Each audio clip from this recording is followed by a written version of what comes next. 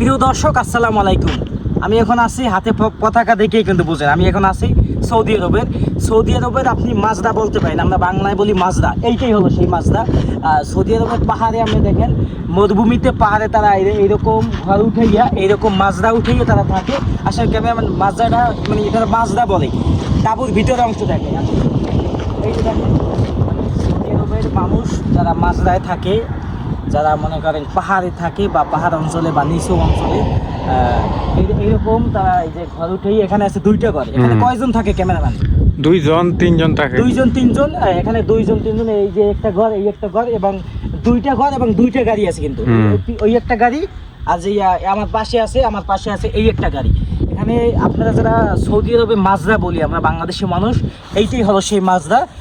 এইটাই হলো যে সৌদি আরবের মরুভূমিতে যে মানুষ থাকে, মরুভূমিতে ব্যবসা করে, মরুভূমিতে আপনার যে ইট বালু বিক্রি করে এবং ছাগল দুম্বা এইরকমভাবেই পালে, এরকমভাবে তারা ব্যবসা করে। এবং সৌদি আরবের বিভিন্ন আপডেট পেতে পেজটি ফলো করুন। সৌদি আরবের প্রাকৃতিক সৌন্দর্য দেখতে পেজটি ফলো করুন। খোদা হাফেজ, ভালো থাকেন।